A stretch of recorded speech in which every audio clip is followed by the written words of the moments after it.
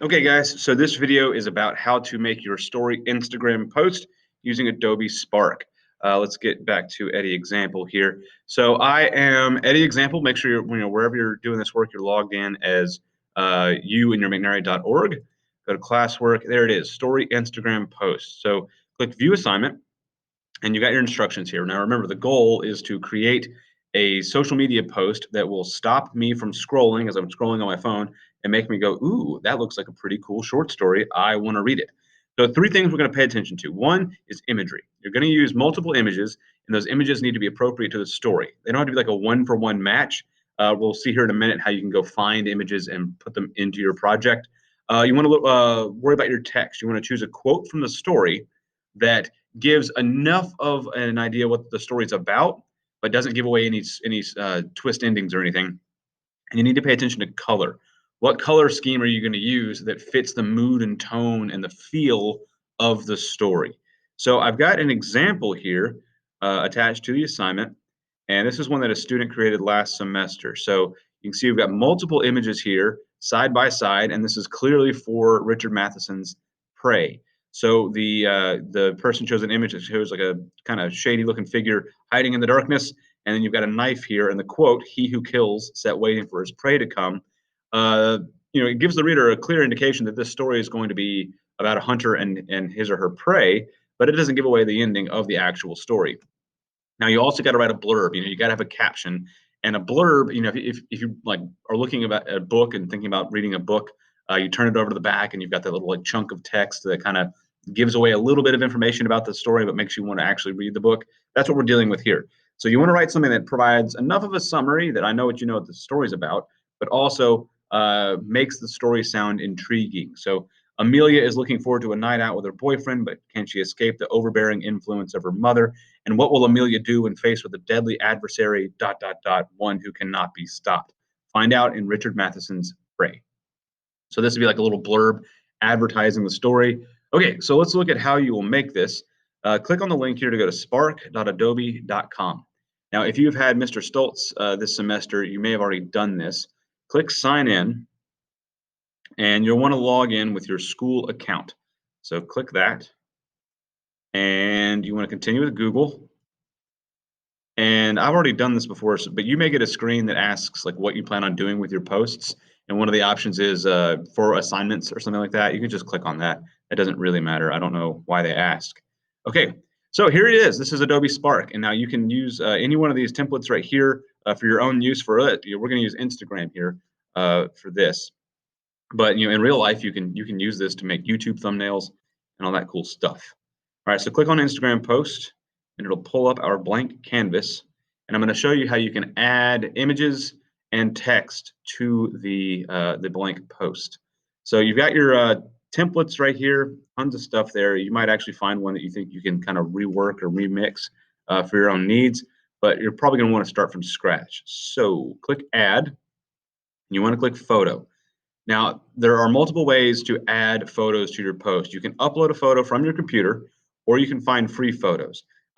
Copyright law is a big deal out there in the social media world.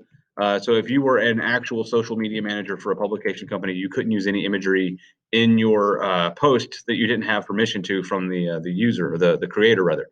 So in this case, Adobe is going to pull up photos that are free. What's that? That one might be pretty appropriate. That are free to use because the Adobe owns the rights, or the author or the creator of the post gives it to them. All right, so I want to make sure we can. Okay, yeah. First of all, I clicked on this one right here. Let's move freely. This is going to put the image on the canvas or the blank post, and then I can move it around as I see fit. So I can resize it. I can click and drag it around. And so I can crop the image if I don't want all of if I don't want all of this stuff in there, I can crop that out. I don't want to crop too much of the handle out, and just click the check mark. There we go. And then I can blow that up. You can add multiple images to the canvas here. I'm going to click Add Photo, and I don't know what the person searched for the face. Let's see here. That's just going to be a bunch of faces. So find what you think is appropriate, and add multiple images there. Okay, so I'm gonna get rid of that, and then for text. So you're gonna have, again, kind of templates here, and if you see one that you think kind of fits the vibe you're going for, use it, or you can just add your text from scratch. Let's just say he who kills. Dot, dot, dot. So once I've got my text, it's gonna pop up. There we go. And now this color scheme and font don't really fit the vibe that I'm going for. So I'm gonna click font here, and I can select one that I think is more appropriate. Well, there's the one the other student used. And then the color scheme is a little too jolly for me, so I'm gonna go to color, and I'm gonna pick something that is more appropriate. There we go. Now I can move this text around, and I can move the image around underneath it. Now, if you have more than one image, again, if you click on the image option here, order will bring this out to the front, bring it behind, and opacity controls how see-through it is. So I can make this see-through on top as well. Let's see down here. There we go. And then I can bring it behind it, in front of it. So you can play around with these settings. You can't break anything. You've always got the undo button up here and the redo button right there. So don't be afraid to experiment, and just try to be as creative as possible here. Use multiple images, appropriate color schemes, and a cool quote from the story, and then make your blurb grab the interest of the reader. Okay, so once you've got, let's say this is how I want it. I'm going to click download. And you can download as PNG or JPG, but just do PNG. It's better quality, and that way, if it gets resized, it'll stay the same quality. You want to click solid color.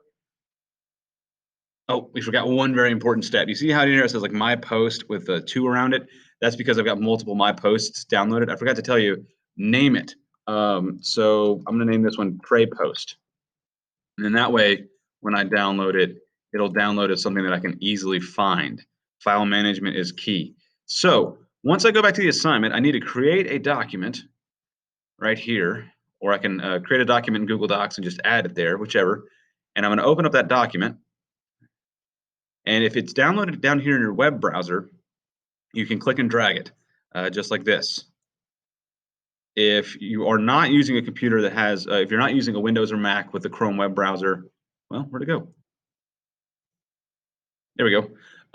Then it's going to show up in the file management system of the Chromebook.